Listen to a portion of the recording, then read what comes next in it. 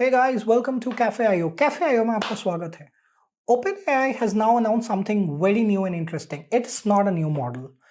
What they are now doing is they are making fine-tuning available for GPT-4o so that you can create custom versions of GPT-4o and literally increase performance and accuracy of your applications. That's fundamentally the narrative. This came out like a day back. So super new and super exciting. Now, for people who are unfamiliar with what fine tuning is, it is essentially a process where you bring your data to a large language model and optimize it to make it aware about your data so that the performance and accuracy in terms of responses are improved. How does it look like? We'll show that in a playground, but essentially it's a technical process. It's slightly more advanced than doing RAG, and it's very similar to building a model. But what you're essentially doing is not training from scratch, like you don't have all the data, you just have some data. You're feeding it into last couple of layers to make it very much aware about your data.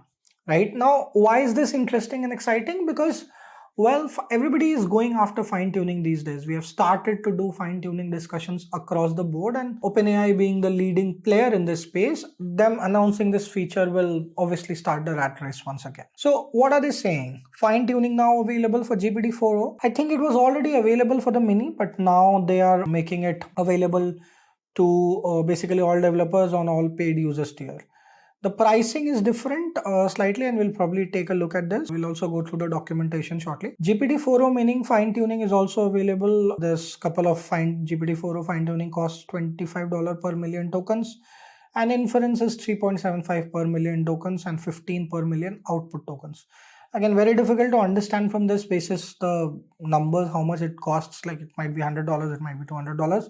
But again, it's not very costly in the sense. The best part is the good and bad, right? The good first. You can do this much simpler than it would require for your data science team to build a whole setup around it. You don't need to host your model. You don't need to deploy your model.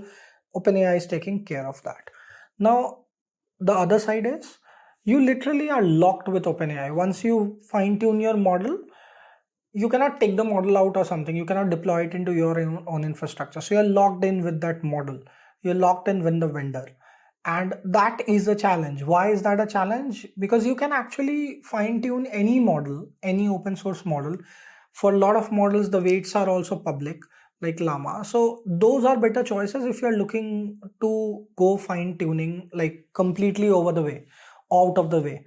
But if your goal is to just start with something fine tuned, maybe get better results than RAG, this should be your solution. So it's like a seesaw. Obviously, everything is state of the art. I don't know what's with Apple style narratives that these companies have picked. So state of the art performance with GPT-o fine tuning, and then they will show a bunch of benchmarks, which will mean that it just blows it out of the park for everything. I've stopped looking at any kind of benchmarks with LLMs. Most of them are so specific about leveraging a certain kind of data or being very, very specific into the kind of metric that they are evaluating that it makes no practical sense. There are some leaderboards obviously published.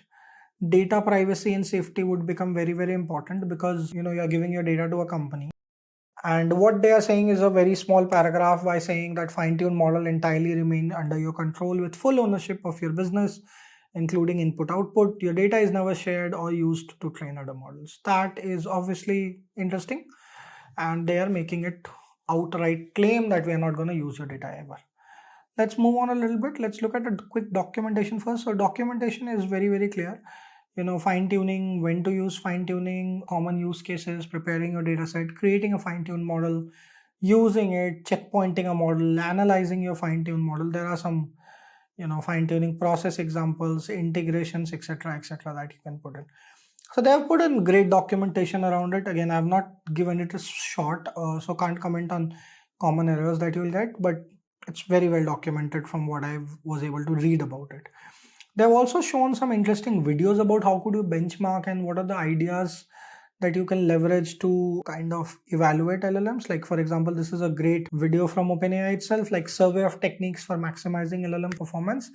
irrespective, you should check this because this will help you in optimizing performances for your RAG application, even if you're just doing RAG and not fine tuning. All right, moving forward to the playground, this is how the platform looks. They have a bunch of options here. I can go create a training jo fine tune model, click here, you select a base model. There's a lot of base models available. It is giving me GPT-4o. I can upload a new data. I don't have any training data uploaded, but basically I should upload some data. I should upload some validation data.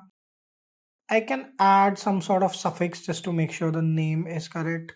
I need to do seed, and then there are some hyper parameters it allows me to control, like batch size, learning rate multiplier, and number of epochs. And that's pretty much it. It again takes you back to the documentation for fine tuning. It would be a better exercise to learn fine tuning with a smaller model first and understand how these parameters operate.